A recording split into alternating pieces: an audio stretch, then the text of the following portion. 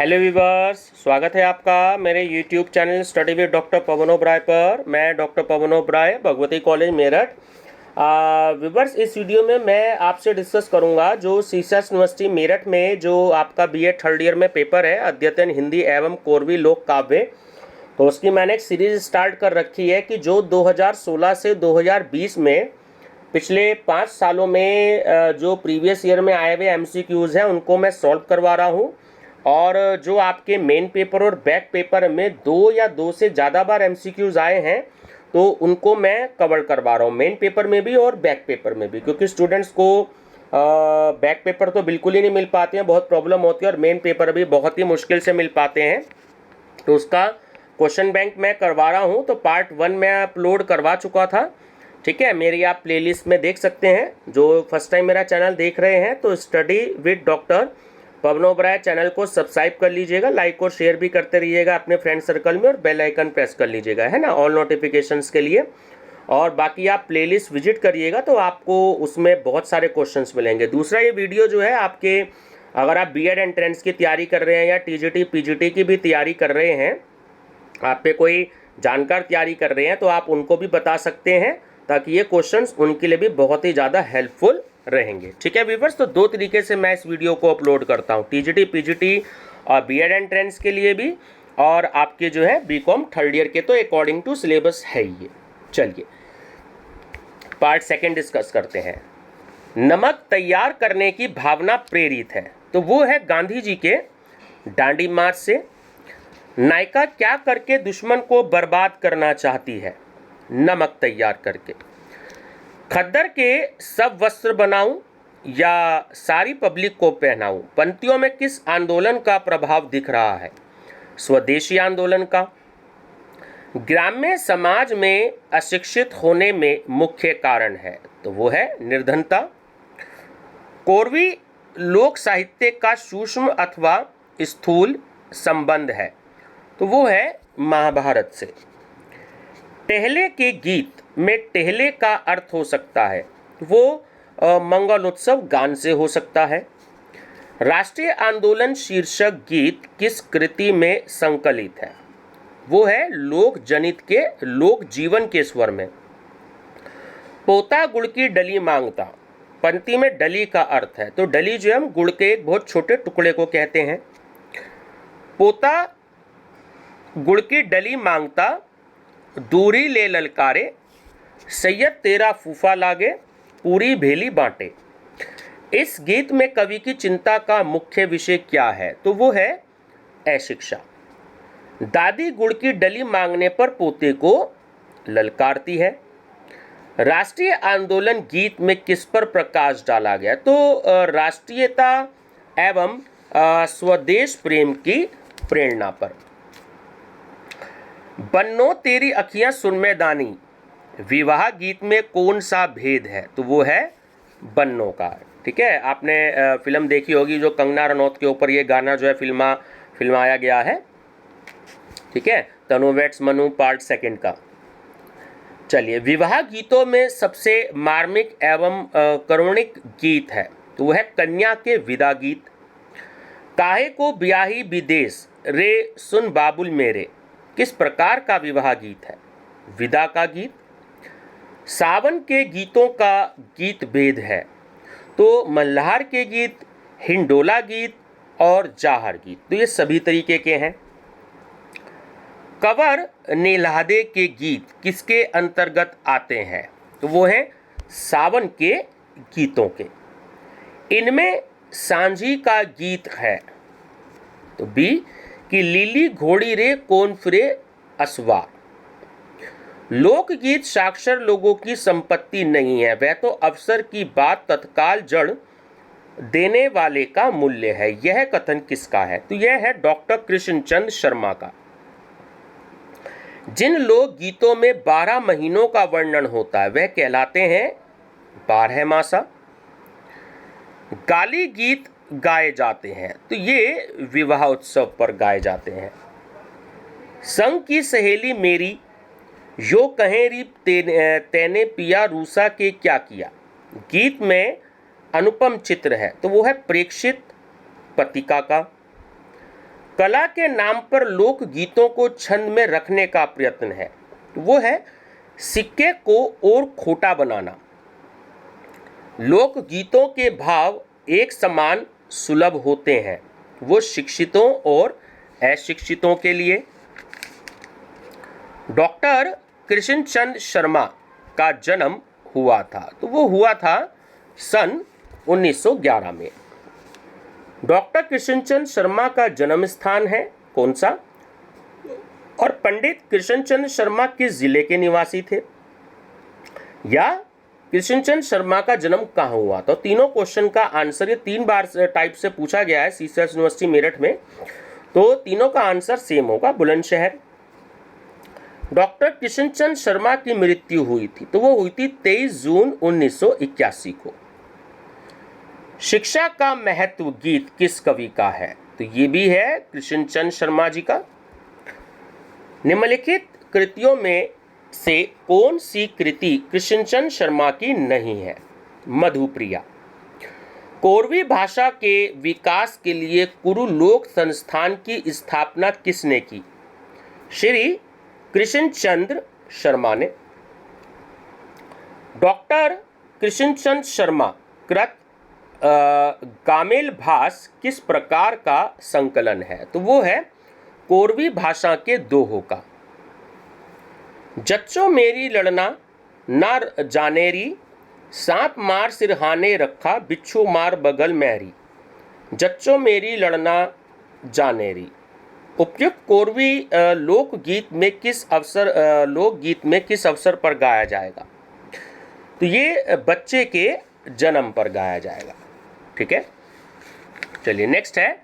चलिए आपको जो है मैचिंग के क्वेश्चन भी इस तरीके से एग्जाम में आते हैं, तो ये मैं आपको बता देता हूँ किस तरीके से मैचिंग होगा। इसमें ऑप्शन नंबर सी आपका सही है।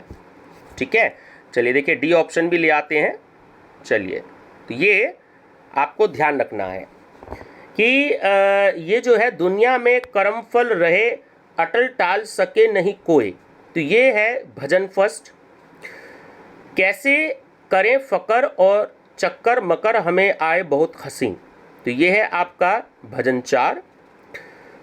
बर्बाद हुआ है अपने आप किसान, यह है भजन 10। और बिन यज्ञ नहीं देश बचे, यह है आपका भजन 53। ठीक है, चलिए नेक्स्ट है। बलम भाले लाठी खलवे जेली लेकर पड़ता है, में कवि खलवे किसे कह रहा है, तो वो है बग्गी का डंडा। ठीक है, चलिए अब ये क्वेश्चन जो है ये नंबर 36 है, ये 4 तरीके से पूछा गया सीसर्स यूनिवर्सिटी मेरठ में, और आंसर सेम है। ध्यान रखेंगे कि मानवता कृति में संग्रहित भजन किस कवि के हैं, मानवता भजन संग्रह किस लोक कवि की रचना है, या मानवता किसका लोक काव्य संग्रह है, या मानवता भजन किसका है, तो वो है चौधरी पृथ्वी सिंह जी का। ठीक है, मानव सबका भला किया कर, यह संसार मुसाफिर खाना, तो यह भजन किसका है, यह है चौधरी पृथ्वी सिंह बेधड़क का। मानव सबका भला किया कर भजन में पृथ्वी सिंह ने जीवन के किस रूप का चित्रण किया है, क्षण भंगुर का। दुनिया में कर्मफल रहे अटल, इससे मेट सके ना कोई, उपयुक्त पंक्तियां किस कवि की हैं, तो ये भी है पृथ्वी सिंह बेधड़क की। तूफान मेल किस कवि की क्रांतिकारी रचना है, तो ये भी है पृथ्वी सिंह बेधड़क की। चौधरी पृथ्वी सिंह बेधड़क किस विचारधारा के कवि थे, तो ये थे आर्य समाजी। चौधरी पृथ्वी सिंह ने किस विचारक के विचारों का खुलकर प्रचार प्रसार किया, या चौधरी पृथ्वी सिंह बेधड़क के जीवन पर किसका प्रभाव था, तो वो था स्वामी दयानंद जी का।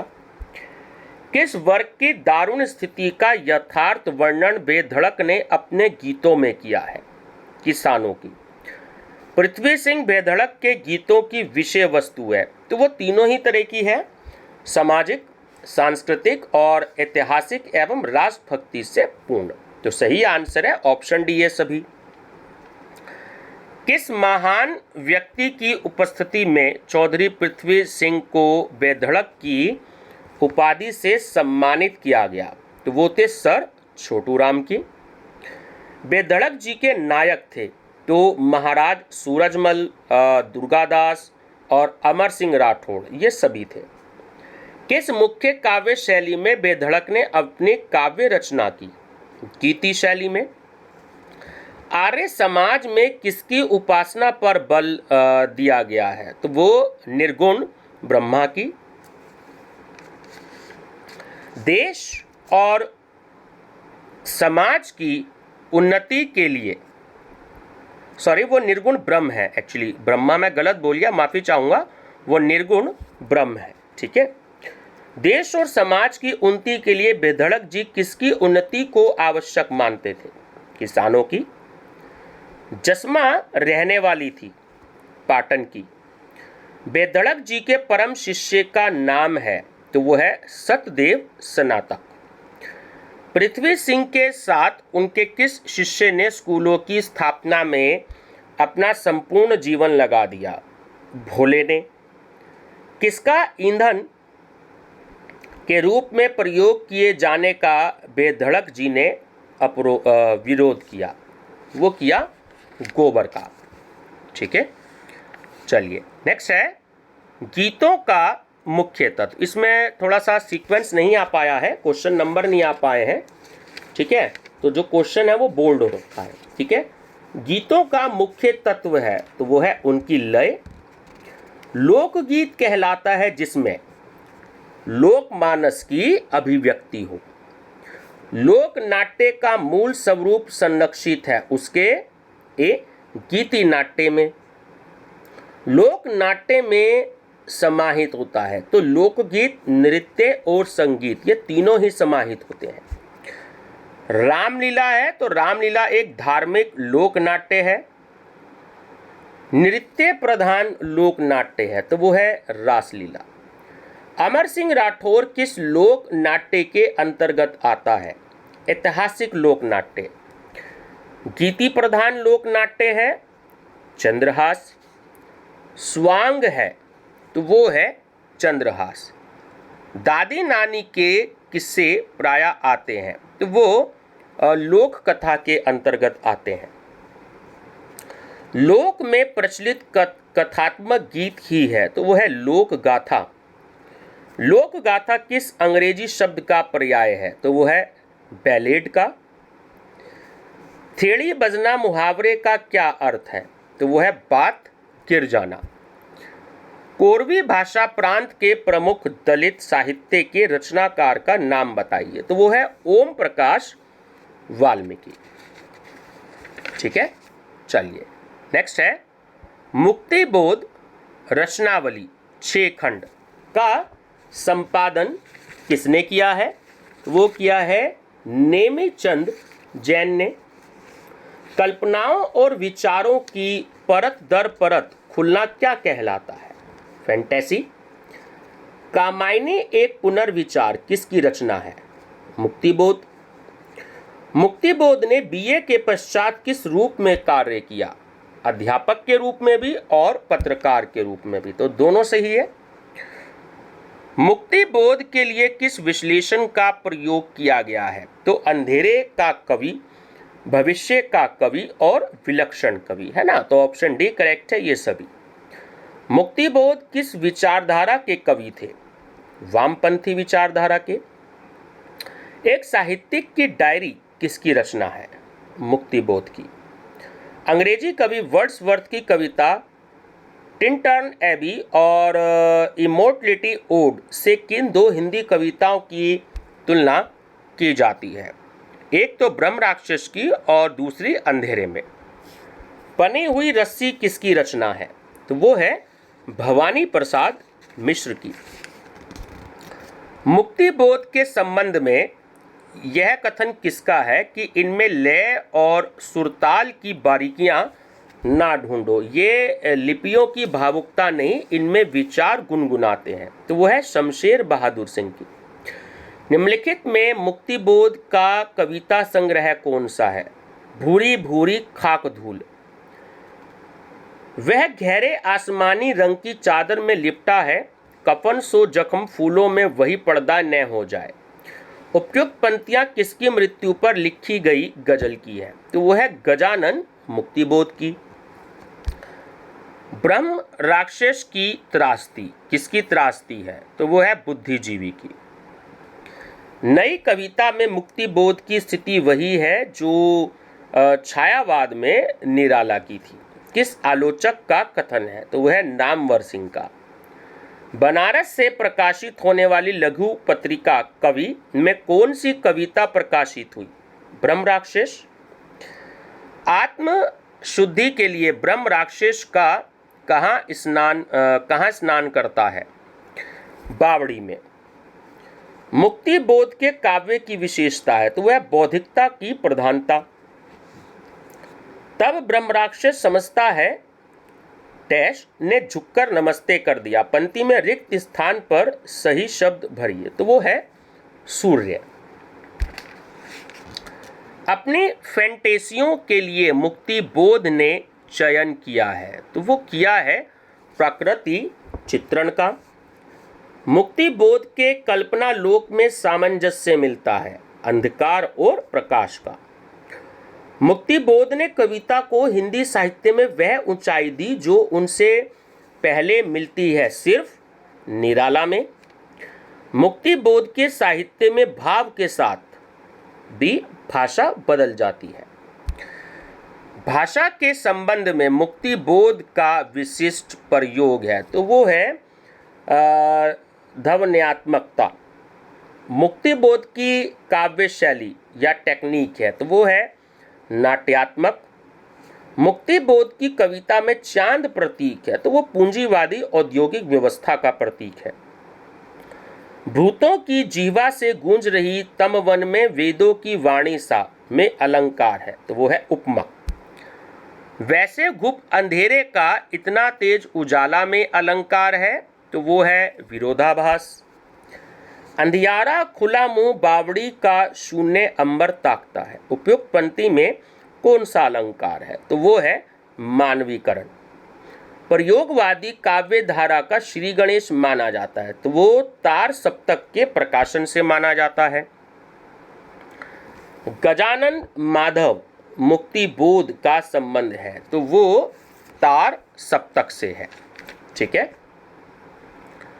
कथा साहित्य से संबंध मुक्तिबोध की रचना है, संबंधित मुक्तिबोध की रचना है। तो काठ का सपना, विपात्र, सतह से उठता हुआ आदमी, ये सभी है। चांद का मुंह टेढ़ा प्रकाशित हुई, तो वो सन 1964 में। एक विलक्षण प्रतिभा शीर्षक से भूमिका लिखी गई, तो वो चांद का मुंह टेढ़ा है कि पहले अंधेरे में कविता का शीर्षक दिया गया था, तो वो दिया गया था आशंका के दीप अंधेरे में। जनता का साहित्य की यह परिभाषा जनता के जीवन मूल्यों को, जनता के जीवनादर्शों को प्रतिस्थापित करता हो, उसे अपने मुक्तिबोध पर अग्रसर करता हो, जनता का साहित्य है, तो वो दी है गजानन माधव मुक्तिबोध ने। निम्नलिखित में से कौन सा मुक्तिबोध की कविता का शीर्षक है? तो तीनों ही है कि पूंजीवादी समाज के प्रति, या बहुत शर्म आती है, या लकड़ी का रावण। ठीक है, तो ये सभी हैं। मुक्तिबोध की कविताएं हैं, तो वो वैचारिक और लंबी हैं। राजनीतिक यथार्थ का कवि कहा जाता है मुक्तिबोध को। गुथे तुमसे विधे तुमसे काव्य पंक्ति में तुम है, तो वो है आम कर्मशील जनता। छायावाद का चमकीला, प्रेमिका से मुखड़े जैसा सुंदर चांद मुक्तिबोध की कविता में आकर प्रतीक बन गया है, तो वो बन गया है पूंजीवाद का। ब्रह्म राक्षस कविता के अनुसार ब्रह्म राक्षस किसकी प्रेत योनि है? तो वो है प्रकांड विद्वान की। ब्रह्म राक्षस कविता में ब्रह्म राक्षस सूर्य की किरणों को देखकर क्या सोचता है? तो सूर्य उसको नतमस्तक हो रहा है। मुक्तिबोधकृत अंधेरे में किस विधा की रचना है? तो वो एक लंबी कविता है। ब्रह्म राक्षस कविता में ब्रह्म राक्षस कहाँ प्रविष्ट रहता है? बावड़ी के अंतर्गत। मुझे कदम कदम पर किसकी कविता है? तो ये भी है मुक्ति बोध की। ब्रह्म राक्षस किसका प्रतीक है? मुक्ति बोध की अंतर चेतना का। ब्रह्म राक्षस कविता के रचयिता हैं, मुक्ति बोध हैं। ब्रह्म राक्षस कविता में किसका प्रयोग किया गया है? फैंटेसी का। काव्य में गजानन माधव मुक्ति बोध किसके लिए जाने जाते हैं? फैंटेसी के लिए। निम्नलिखित में से कौन सा कवि तीसरा सप्तक में शामिल नहीं है? मुक्ति बोध। हाय हाय टॉलस्टॉय में कौन सा अलंकार होगा? तो वो होगा विप्सा। गजानन माधव मुक्ति बोध के कविता संग्रह चांद का मुंह टेढ़ा की सर्वाधिक प्रसिद्ध और लंबी कविता का नाम है? तो वो है अंधेरे में। मुक्ति बोध का जन्म हुआ या मुक्ति बोध का जन्म कब हुआ, है ना? दोनों तरीके से क्वेश्चन पूछा गया है। तो आंसर है सन 1917 में। मुक्ति बोध का पूरा नाम क्या था? तो वो था गजानन माधव मुक्ति बोध। मुक्ति बोध किस व्यवसाय से जुड़े थे? तो वो प्रूफ रीडिंग से भी जुड़े थे, संवाददाता भी थे और साहित्यिक मासिक का संपादन, इन सभी से जुड़े थे। मुक्ति बोध का मृत्यु वर्ष है या मुक्ति बोध का निधन किस वर्ष में हुआ? तो वो सन 1964 में हुआ। मुक्ति बोध का विवाह किस प्रकार का था? तो वो प्रेम विवाह था। मुक्ति बोध की पत्नी का क्या नाम था? शांता। मुक्ति बोध की मातृभाषा कौन सी थी? मराठी।